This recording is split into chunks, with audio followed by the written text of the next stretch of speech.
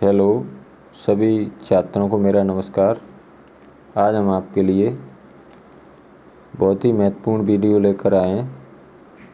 तो आज का विषय है आपका विषय सामाजिक विज्ञान के अंतर्गत भूगोल के प्रश्न हैं जी। और ये प्रश्न सभी आपकी प्रश्न बैंक 2022-23 से लिए गए हैं। एक कक्षा 10 के विद्यार्थियों के लिए है और इसमें आपके 2 अंक के प्रश्नों को मैंने शामिल किया है। इसका पहला पार्ट है अध्याय 1 संसाधन एवं विकास। ये भूगोल का चैप्टर है कक्षा 10 के लिए और एमपी बोर्ड के छात्रों के लिए। तो इसमें मैंने इस पार्ट में से आपके 2 अंक के 2 प्रश्न आना है। तो इन प्रश्नों को मैंने आपके लिए बहुत ही सरल भाषा में बनाने का प्रयास किया है। तो चलिए शुरू करते हैं इन प्रश्नों के प्रश्न और उत्तर दोनों ही साथ में। तो आइए शुरू करते हैं।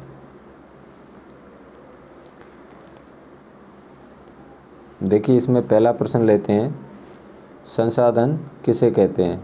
ठीक है, इसका आंसर देखिए, हमारे पर्यावरण में उपलब्ध प्रत्येक वस्तु जो हमारी आवश्यकताओं को पूरा करने में सहायक होती हैं संसाधन कहलाते हैं।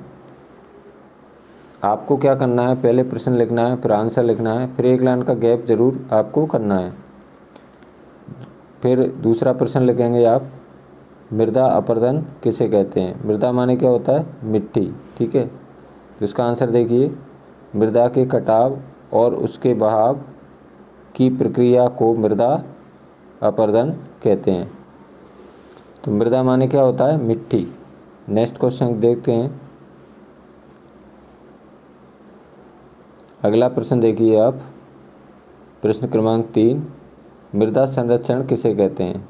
ठीक है, इसका आंसर देखिए, मृदा के कटाव और उसके बहाव की प्रक्रिया को रोकना ही मृदा संरक्षण कहलाता है। मृदा माने क्या होता है, मिट्टी, और संरक्षण माने क्या होता है, बचाना या रोकना। आगे प्रश्न देखिए, चौथा प्रश्न है, पट्टी कृषि किसे कहते हैं। कृषि माने क्या होता है, खेती, किसे कहते हैं। तो इसका आंसर देखिए, बड़े खेतों को पट्टियों में बांटा जाता है। जो बड़े खेत होते हैं उनको छोटे छोटे खेतों में बांटा जाता है, उनको पट्टियाँ कहते हैं। फसलों के बीच में घास की पट्टियाँ उगाई जाती हैं। यह पवन माने क्या होता है, हवा द्वारा जनित बल को कमज़ोर करती है। इस तरीके को पट्टी कृषि कहते हैं। कृषि माने क्या होता है, खेती। नेक्स्ट क्वेश्चन देखते हैं। अगला प्रश्न देखिए, अगला 5 नंबर का है, समोच्च जुताई किसे कहते हैं। इसका आंसर देखिए, ढाल वाली भूमि पर समोच्च रेखाओं के समानांतर हल चलाने से ढाल के साथ जल बहाव की गति घटती है, इसे समोच्च जुताई कहते हैं। नेक्स्ट क्वेश्चन देखिए, चादर अपरदन किसे कहते हैं।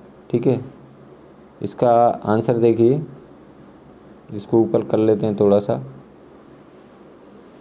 चादर अपरदन, उत्तर देखिए यहाँ से, कई बार जल विस्तृत क्षेत्र को ढके हुए ढाल के साथ नीचे की ओर बहता है। ऐसी स्थिति में इस क्षेत्र की ऊपरी मृदा माने क्या होता है, मिट्टी, घुलकर जल के साथ बह जाती है, इसे चादर अपरदन कहते हैं। तो इन प्रश्नों को आपको नोट करना है, अपनी कॉपी में लिखना है, प्रश्न आंसर लिखना है कंटिन्यूअस, इसके बाद में एक लाइन का गैप, फिर प्रश्न अगला, फिर आंसर कंटिन्यूअस, फिर एक लाइन का गैप। इस प्रकार से आपको अपने नोट्स तैयार करना है। तो आगे चलते हैं, अगला प्रश्न है, आगे देखिए, उत्पत्ति के आधार पर संसाधन कितने प्रकार के होते हैं? तो इसका आंसर देखिए, उत्पत्ति के आधार पर संसाधन 2 प्रकार के होते हैं। पहला है जैव संसाधन और दूसरा है अजैव संसाधन। नेक्स्ट क्वेश्चन, मृदा निम्नीकरण किसे कहते हैं?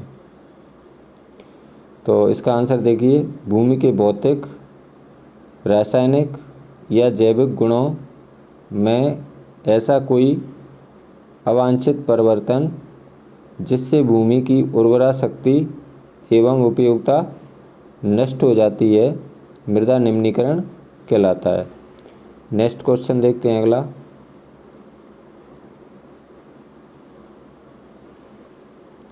आगे देखिए अगला प्रश्न, मृदा निम्नीकरण के कारण लिखिए। इसका आंसर देखिए, मृदा निम्नीकरण के कारण निम्न है। नंबर 1 क्या है? वनोन्मूलन, दूसरा है अति पशुचारण, तीसरा है खननकार और चौथा है अधिक सिंचाई। नेक्स्ट क्वेश्चन देखते हैं अगला 10 नंबर का, जैव संसाधन किसे कहते हैं? तो इसका आंसर बहुत ही सरल भाषा में मैंने बनाने का प्रयास किया है। वे संसाधन जिनकी प्राप्ति जीव मंडल से होती है और जिनमें जीवन व्याप्त होता है, जैव संसाधन कहलाते हैं।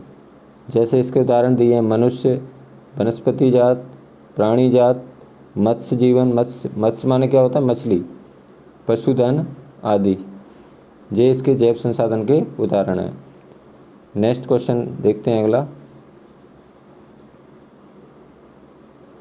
अगला देखिए, अजैव संसाधन किसे कहते हैं?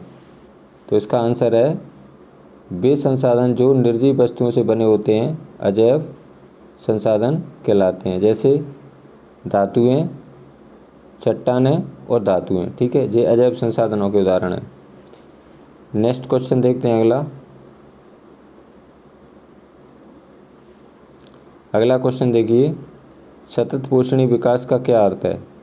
इसका आंसर देखिए, सतत पोषणी विकास का अर्थ है कि विकास पर्यावरण को बिना नुकसान पहुंचाए हो और वर्तमान विकास की प्रक्रिया भविष्य की पीढ़ियों की आवश्यकता की अवहेलना न करे। और लास्ट में आपको पूर्णविराम का चिन्ह जरूर लगाना है।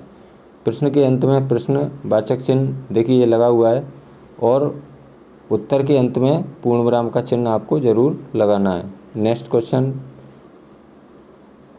अगला प्रश्न देखिए 13 नंबर का, एजेंडा 21 क्या है या एजेंडा 21 क्या है? तो इसका आंसर देखिए, यह एक घोषणा है जिसे 1992 में ब्राज़ील के शहर रियो डी जेनेरो में संयुक्त राष्ट्र पर्यावरण और विकास सम्मेलन के तत्वाधान में राष्ट्राध्यक्षों द्वारा स्वीकृत किया गया था। इसका उद्देश्य भूमंडलीय सतत पोषणी विकास हासिल करना है। यहाँ तक इसका प्रश्न है, उत्तर है सॉरी। और इसमें लास्ट में आपको ये प्रश्न के अंत में प्रश्नवाचक चिन्ह और उत्तर के अंत में पूर्णविराम आपको जरूर लगाना है। नेक्स्ट क्वेश्चन देखते हैं, ये बहुत ही इम्पोर्टेंट क्वेश्चन है। तो इसमें देखिए, बांगर और खादर मृदा में अंतर लिखिए। मृदा माने क्या होता है? मिट्टी। तो इसका आंसर है, इसमें 2 अंतर देना है, लेकिन इसमें 3 लिखे हैं, तो आपको जो अच्छे से याद हो जाएं उनको आपको लिखना है। नंबर 1, पुराने जलोढ़ को बांगर मृदा कहते हैं, जबकि नए जलोढ़ को खादर मृदा कहते हैं। बहुत ही सरल है। दूसरा क्वेश्चन है, बांगर मृदा में कंकड़ पत्थर पाए जाते हैं, जबकि खादर मृदा में महीन कण पाए जाते हैं। महीन कण माने क्या होता है? छोटे छोटे कण पाए जाते हैं। तीसरा है, इसमें बांगर मृदा फसल के लिए उपयुक्त नहीं है, जबकि खादर मृदा फसल के लिए सर्वोत्तम होती है। तो ये बहुत ही इम्पोर्टेंट क्वेश्चन है, इसको आपको ज़रूर अपनी कॉपी में इन प्रश्नों को सभी को लिखना है। नेक्स्ट क्वेश्चन देखते हैं अगला, ये भी बहुत अच्छा क्वेश्चन है। अगला प्रश्न देखिए, काली मृदा की 2 विशेषताएं लिखना है। काली मृदा की आपको 2 विशेषताएं लिखना है। तो यहाँ पर लिख देना है आपको, काली मृदा की 2 विशेषताएं निम्न है। पहली विशेषता क्या है इसकी? काली मृदा कपास की फसल के लिए सर्वोत्तम होती है। यानी जो कपास होता है वो काली मृदा में सबसे अच्छा होता है। दूसरा विशेषता है काली मृदा में नमी धारण करने की क्षमता अधिक होती है। ठीक है। तीसरा है गर्म और शुष्क मौसम में इन मृदाओं में गहरी दरारें पड़ जाती हैं। ठीक है। अगला विशेषता है इसकी, काली मृदा का रंग काला होता है। इसे रेगर मृदा के नाम से भी जाना जाता है। ठीक है। तो रेगर मृदा के नाम से भी काली मृदा को जाना जाता है। मृदा माने क्या होता है? मिट्टी। नेक्स्ट क्वेश्चन देखते हैं अगला देखिए, ये भी क्वेश्चन बहुत ही महत्वपूर्ण है। तो इसमें देखिए क्या है, जलोढ़ मृदा की दो विशेषताएं लिखिए। तो इसका आंसर देखिए, जलोढ़ मृदा की दो विशेषताएं निम्न है। पहली विशेषता है जलोढ़ मृदाएं बहुत अधिक कैसी होती हैं? उपजाऊ होती हैं। ठीक है। दूसरा है इसमें विशेषता है जलोढ़ मृदा में रेत, सिल्ट और मृत्तिका के विभिन्न अनुपात पाए जाते हैं। अनुपात यानी यहाँ पर आपको ना पर छोटे ऊ की मात्रा लगाना है। अनुपात पाए जाते हैं, बड़े ऊ की लगी हुई है यहाँ पर, इसको सही कर लेना आप। नेक्स्ट विशेषता है इसकी, इस मृदा में पेड़ पौधों का सड़ा गला अंश, इसको आप क्या कहते हैं? ह्यूमस मिलता है। ठीक है। अगला इसमें विशेषता है इसकी, अगली विशेषता है जलोढ़ मृदाएं हिमालय की 3 महत्वपूर्ण नदी तंत्रों सिंधु, गंगा और ब्रह्मपुत्र नदियों द्वारा लाए गए निक्षेपों से बनी होती है। नेक्स्ट क्वेश्चन देखते हैं अगला प्रश्न देखिए, स्वामित्व के आधार पर संसाधन कितने प्रकार के होते हैं? इसका आंसर देखिए यहाँ पर, स्वामित्व के आधार पर संसाधन 4 प्रकार के होते हैं। पहला है व्यक्तिगत, दूसरा है सामुदायिक संसाधन, तीसरा है राष्ट्रीय संसाधन, चौथा है अंतर्राष्ट्रीय संसाधन। नेक्स्ट क्वेश्चन है, समाप्यता के आधार पर संसाधन कितने प्रकार के होते हैं? इसका आंसर देखिए, समाप्यता के आधार पर संसाधन 2 प्रकार के होते हैं। पहला है नवीकरण योग्य संसाधन और दूसरा है अनवीकरण योग्य संसाधन। नेक्स्ट क्वेश्चन देखते हैं। अब इसमें अगला देखिए प्रश्न, मृदा संरक्षण की कोई 2 उपाय लिखिए। यानी मिट्टी के कटने को कैसे बचाएंगे हम, उसके हमें 2 उपाय लिखना है। तो यहाँ पर देखिए उत्तर, मृदा संरक्षण के 2 उपाय निम्न हैं। पहला उपाय करेंगे, खाली जगह व बंजर भूमि में वृक्षारोपण करना चाहिए। दूसरा है ढाल वाली भूमि पर सोपान अथवा सीढ़ीदार खेत बनाना चाहिए। जो ढाल वाली भूमि होती है उस पर सीढ़ीदार खेत बनाना चाहिए। तीसरा है इसमें उपाय, फसलों के बीच घास की पट्टियाँ उगाई जानी चाहिए। और चौथा है इसमें उपाय, बड़े खेतों को पट्टियों में बांटा जाना चाहिए। नेक्स्ट क्वेश्चन देखते हैं अगला प्रश्न देखिए, इसमें 20 नंबर का, भारत में सबसे अधिक कौन सी मिट्टी पाई जाती है? इसकी 2 विशेषताएं लिखिए। तो यहाँ पर देखिए आप देख सकते हैं भारत में सबसे अधिक कौन सी मिट्टी है? भारत में सबसे अधिक जलोढ़ मिट्टी पाई जाती है। कौन सी मिट्टी पाई जाती है? जलोढ़ मिट्टी।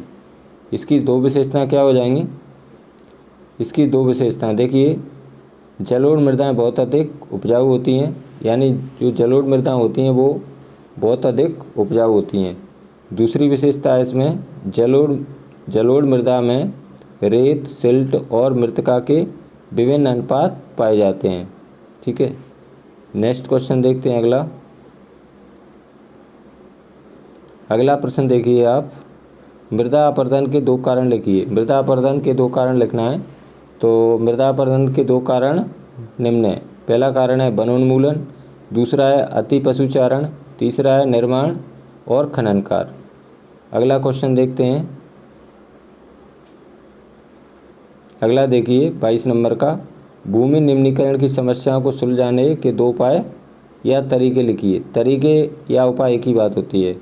तो यहाँ पर लिखना है आपको, पहला उपाय क्या करेंगे आप, नंबर 1 वन रोपण और चारागाहों का उचित प्रबंधन करना चाहिए। ठीक है, करना चाहिए। दूसरा है पशुचारण पर नियंत्रण करना चाहिए। तीसरा उपाय है खनन कार्य पर नियंत्रण करना चाहिए। और चौथा उपाय है बंजर भूमि का उचित प्रबंधन करना चाहिए। नेक्स्ट क्वेश्चन देखते हैं अगला देखिए 23 नंबर का प्रश्न, सकल कृषक क्षेत्र कौन सा कहलाता है? इसका आंसर देखिए, एक कृषि वर्ष में एक बार से अधिक बोए गए क्षेत्र को शुद्ध निबल बोए गए क्षेत्र में जोड़ दिया जाए तो वह सकल कृषक क्षेत्र कहलाता है। इसमें आपको ये ध्यान रखना है, इसमें आपको एक लाइन का प्रश्न और आंसर लिखने के बाद में एक लाइन का गैप आपको ज़रूर करना है और इन प्रश्नों को सभी को आपको नोट करना है। अभी से आपको नोट्स बनाना है। अगला प्रश्न देखिए 24 नंबर का प्रश्न है ये आपका, शुद्ध निबल बोया क्षेत्र किसे कहते हैं? तो इसका आंसर देखिए, एक कृषि वर्ष में एक बार से अधिक बोए गए क्षेत्र को शुद्ध निबल बोया गया क्षेत्र कहा जाता है।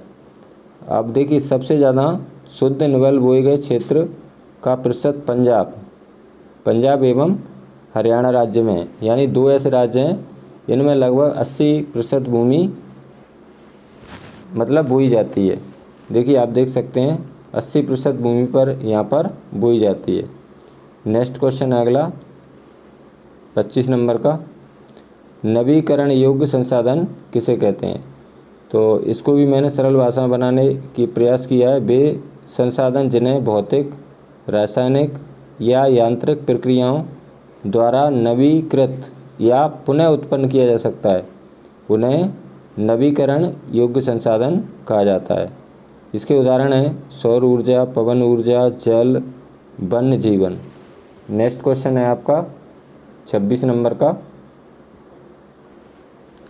अगला प्रश्न देखिए, अनवीकरण योग्य संसाधन किसे कहते हैं? तो इसका आंसर देखिए, इन संसाधनों का विकास एक लंबे भूवैज्ञानिक अंतराल में होता है।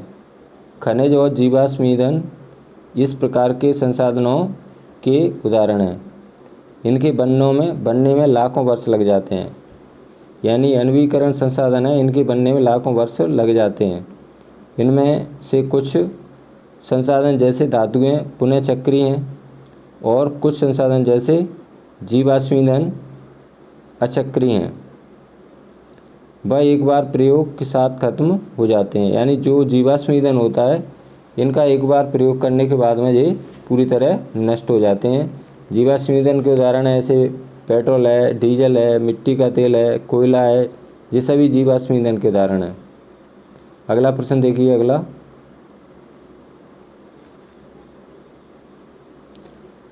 अगला है प्रश्न आपका 27 नंबर का, संसाधनों के अंधाधुंध उपयोग से उत्पन्न होने वाली दो समस्याएं लिखिए। यानी संसाधनों का उपयोग ज़्यादा करेंगे तो हमें कौन कौन सी समस्या आ सकती हैं। तो पहली समस्या है, दो समस्या निम्न है। पहली है पर्यावरणीय समस्याएं और दूसरी है सामाजिक और आर्थिक समस्याएं। नेक्स्ट क्वेश्चन है आपका 28 नंबर का, एजेंडा 21 का मुख्य उद्देश्य क्या है? तो इसका आंसर देखिए, एजेंडा 21 का मुख्य उद्देश्य यह है कि प्रत्येक स्थानीय निकाय अपना स्थानीय एजेंडा 21 तैयार करे। तो इस प्रकार ये आपके 2 अंक में आने वाले प्रश्न थे और ये प्रश्न आपकी परीक्षा की दृष्टि से बहुत ही महत्वपूर्ण है। इन प्रश्नों को आपको सभी को नोट करना है और ये ध्यान रखना है, आपको पहले प्रश्न लिखना है, फिर उसका आंसर कंटिन्यूस लिखना है, फिर एक लाइन का गैप करना है। इस प्रकार ये सारे प्रश्नों को आपको लिखना है और अपनी कॉपी में नोट करना है। और मैं आपके लिए ऐसी वीडियो लाता रहूँगा। ये वीडियो आपकी परीक्षा की दृष्टि से बहुत ही महत्वपूर्ण है, तो आप इन सभी प्रश्नों को आपको नोट करना है। तो मुझे आशा है कि यह वीडियो आपको ज़रूर पसंद आएगी और यदि आपको यह वीडियो अच्छी लगी तो लाइक करें, अपने मित्रों के साथ शेयर करें और यदि आप मेरे चैनल को पहली बार देख रहे हैं तो प्लीज़ सब्सक्राइब ज़रूर करें, जिससे कि ऐसी ही वीडियो आपको मिलती रहें। आपको जैसे मैं वीडियो बनाऊंगा, यदि आप मेरे चैनल को सब्सक्राइब करेंगे तो जैसे ही मेरी वीडियो बनेगी तो आपको तुरंत ही उसका मैसेज प्राप्त हो जाएगा। धन्यवाद, सभी को मेरा नमस्कार। थैंक्स, बहुत बहुत धन्यवाद।